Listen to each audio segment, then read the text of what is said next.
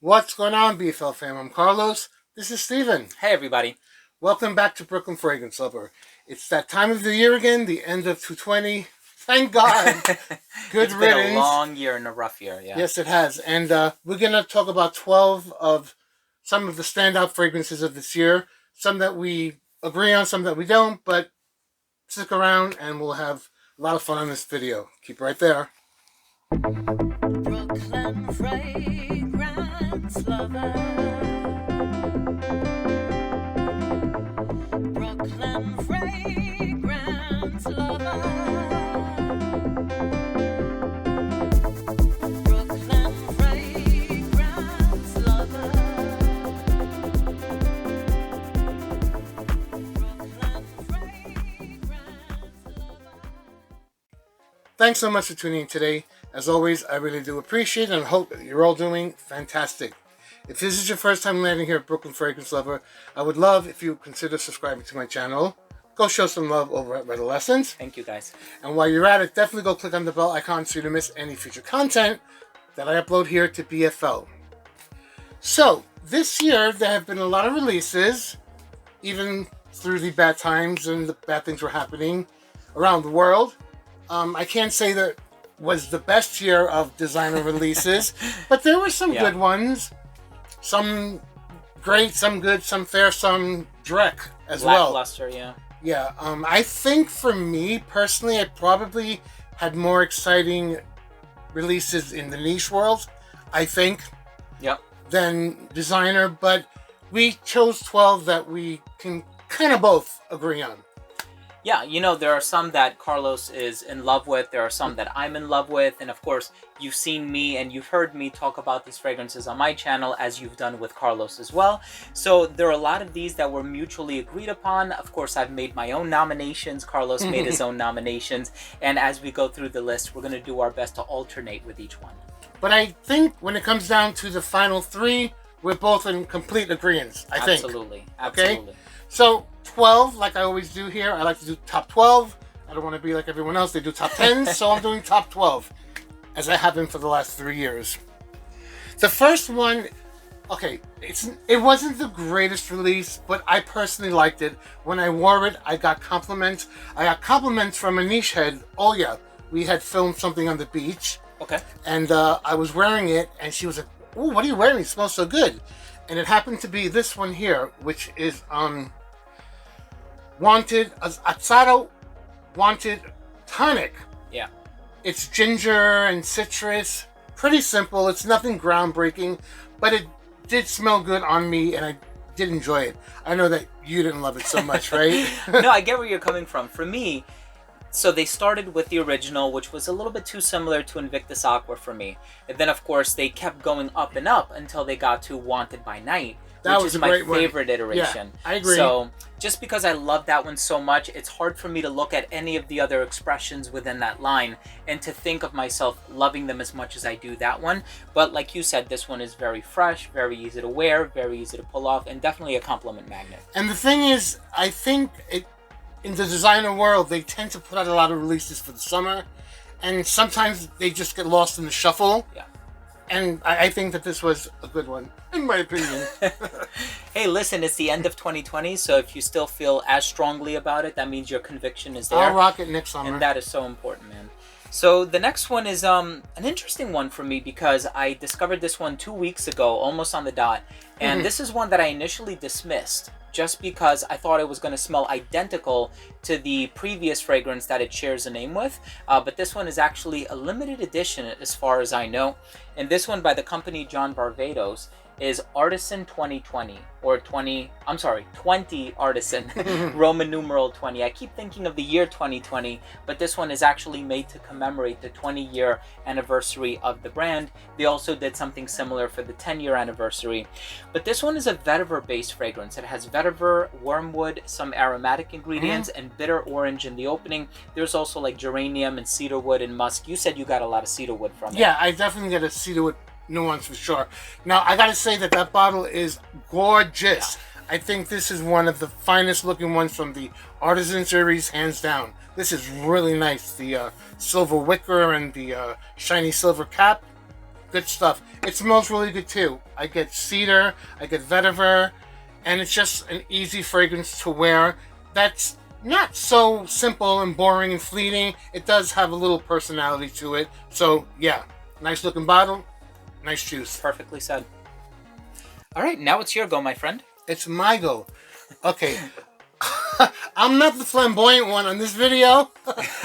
My picks are a little toned down and tame and maybe not expected, but They're functional. I recently reviewed this on my channel. Have you? I did too, yeah. Yeah. So it's from Bentley for Men, Lakewood. Silver Lake. Silver Lake. What did I say? Lakewood. Yeah, whatever. Silver Lake. That's what I meant. Yeah, it's just an out of the shower, aromatic. It's nothing that reinvents the wheel, but I think it's an easy grab. It smells good. It smells fresh out the shower. The ladies at work will like it. Yeah. Even the guys, I'm sure, will appreciate this on you. It smells good. It works, and it does what it has to do. So Bentley for Men, Silver Lake. Silver Lake. That's what I mean. It's going to be a highly complemented fragrance. Obviously, it shares a DNA with some Giorgio Armani fragrances Acqua like di Gio. Acqua di Gio Profumo. A lot of people are saying Essenza as well. I find this one to be a little bit darker with that patchouli in there. But anyways, I think it's very easy to wear, grab and go, like Carlos said. Speaking of Giorgio Armani, we do have an Acqua di Gio flanker, and this year's flanker is Profondo. This is probably and I don't know how they managed to do this, but a modernized version of the original from the mid-90s. Also composed by Alberto Morillas. The thing with this one is it's much brighter, much more citrusy, less reliant on those aquatic nuances, and this also has a note of mastic oil, otherwise known as lentisque. It's actually really interesting, very easy to wear, very easy to pull off. I know I've said this on camera before, I'm going to say it again. My favorite is Profumo, but of course Profumo was not released this year, so this is the fragrance that is going to make it on this year's list.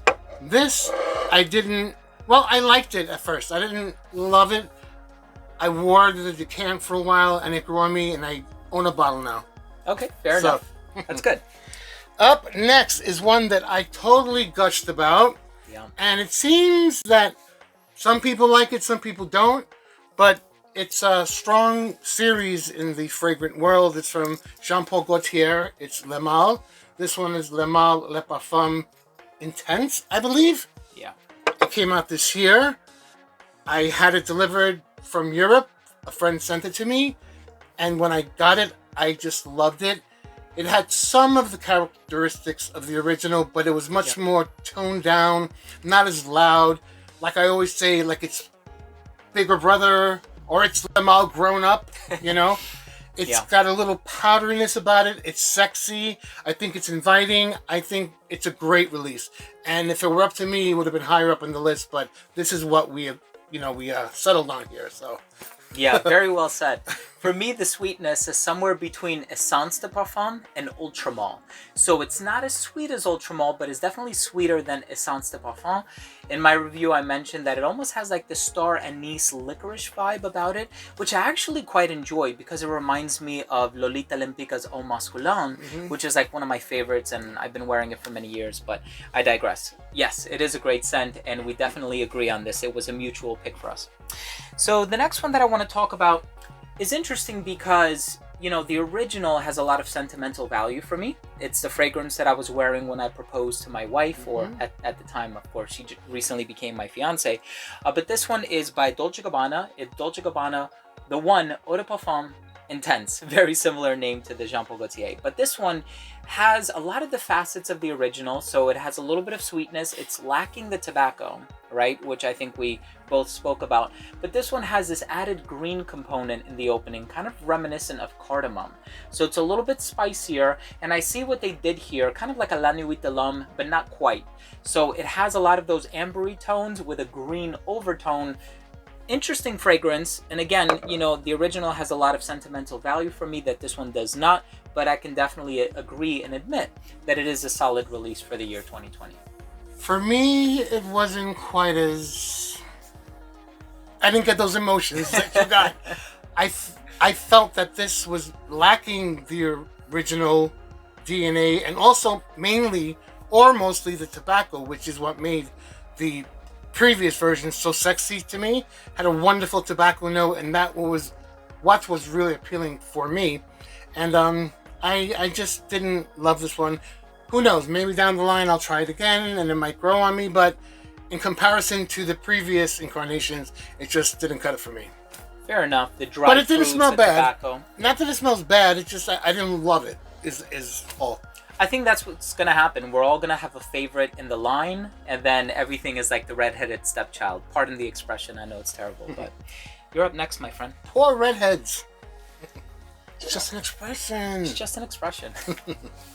Okay, so up next is the much anticipated Versace Eros Eau de Parfum concentration. To me, it smells pretty much the same, perhaps a little more rounded, not quite as loud, but it does have a presence. It has great longevity. The original has probably been reformulated by now, so yes, I think that you should buy this one now instead of the original. If you have the original, keep wearing it, but I think that's probably going to be fizzled out, I would imagine, and they're going to stay with this for a while. It's not bad at all. I think it's good. It just, to me, was redundant to own both, and I have a full bottle of the Eau de Toilette. But good release, regardless of that.